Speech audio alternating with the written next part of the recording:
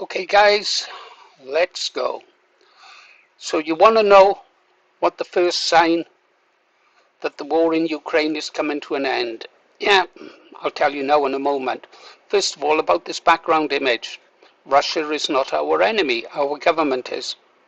No, I got chucked off my military forum I've been a member of for decades for saying that Russia was not our enemy, that our government was.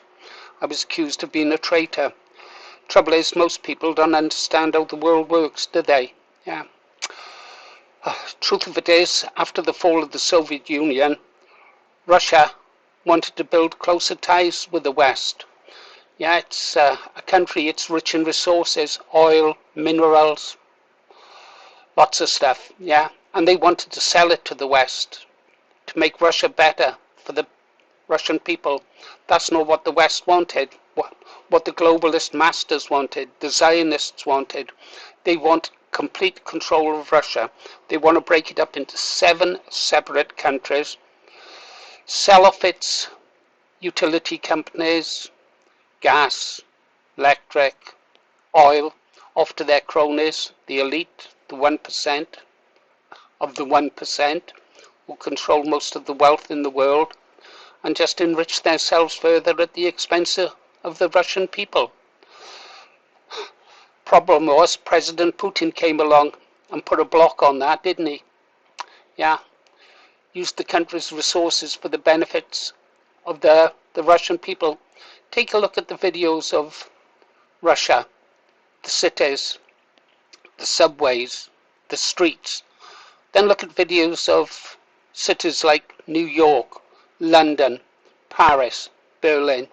You'll see the difference between a president and a political class that cares for its country before it cares for an elite, a global elite. Through countries mean nothing, they're just resources. Human beings are just resources to be exploited. They've got a word for us, it's called cattle. Okay guys, take a look at this graph. It's the share price of a company called Rheinmetall, yeah?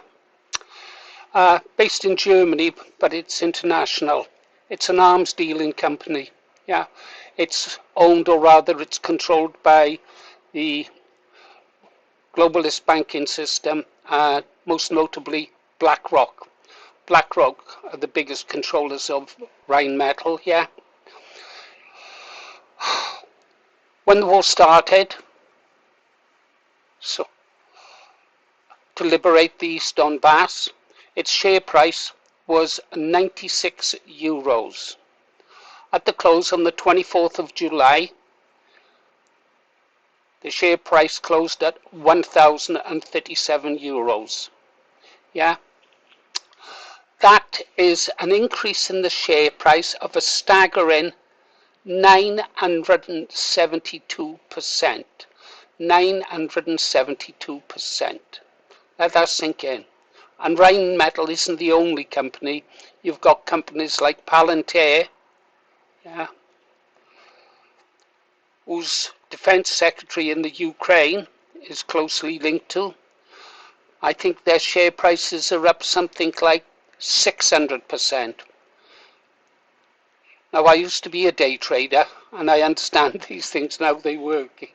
Yeah, this is phenomenal profits, and given that almost every single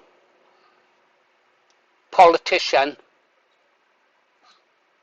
is making millions from inside information on this, you can understand why the war in Ukraine hasn't ended and why they're determined to fight to the last man. Europe has bankrupted itself supporting Ukraine, yeah, but they're not really supporting Ukraine, are they? They're supporting companies like Rheinmetall, BAE Systems. Their share price is up 232%. They're making money for the global elite. They don't want the war to end, and these are the people who control and buy the politicians that continue the war. America doesn't need the war to end. They're not losing their men in Ukraine. They are just supplying weapons, endless weapons, yeah. When will the war end? When will you know the war is ending? They finally decide that they can't take anything more out of Ukraine. Well, that'll be when you see Rheinmetall's share price dropping. Oh boy, and it'll drop fast because the politicians will know exactly when it's going to happen. Big scandals in America, wasn't there, over the insider trading? How can a politician on a salary of N amount suddenly become millionaires within a short period of time? Dealing in shares like Rheinmetall, inside information. Ah well, what can you do? There was more I was going to tell you. I was going to give you the figures for how much the UK has given to Ukraine. Labour government has just said they are going to continue providing support to Ukraine for as long as it takes. Yeah, and you wonder why?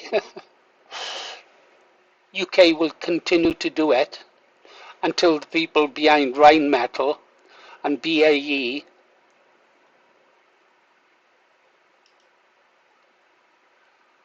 Lockheed Martin, Palantir